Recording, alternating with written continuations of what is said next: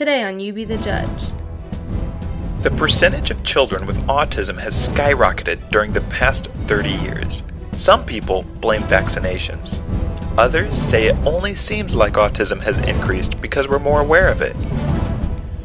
But could it be that a common drug is playing a role in the increase of autism?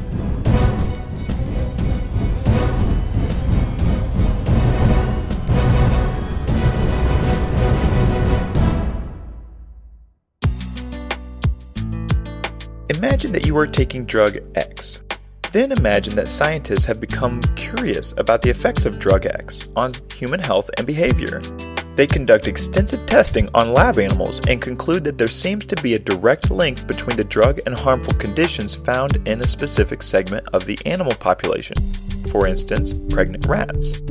Next, imagine that you fit into that specific human population segment and are possibly susceptible to the highly increased risk of the negative effects seen in animals caused by drug X. Then imagine that there are known alternatives to drug X, such as exercise, that have been found to be beneficial and possibly even more beneficial than the drug. Finally, imagine that studies have shown that a placebo is just as effective as the drug X that you have been taking. How does all of this make you feel about drug X? Now let's take a look at a real-life scenario that goes on today. Selective serotonin reuptake inhibitors, SSRIs, are often found in antidepressants. These antidepressants are believed to affect serotonin. Now, in a developing embryo, serotonin plays a critical role in the brain's development, and many believe that autism is characterized by changes in the serotonin system.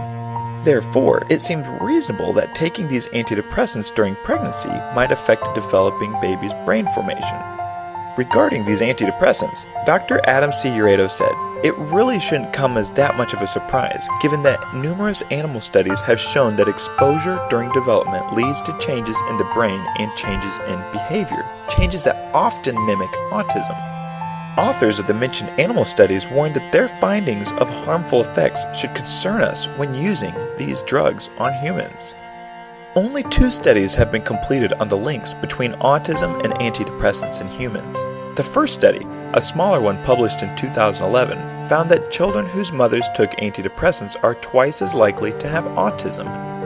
A study recently published in the British Medical Journal surveyed a much larger group, and it found that the use of antidepressants was associated with a risk of autism 3 times that of women not taking those drugs.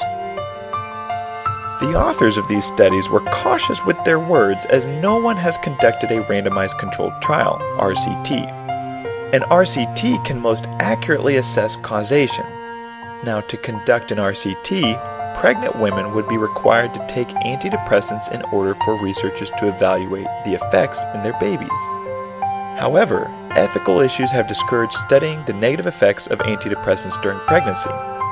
It's fair to note that an RCT is not always necessary to presume that a problem exists. For example, no randomized controlled trial was conducted on cigarettes, yet nearly everyone acknowledges that they cause harm.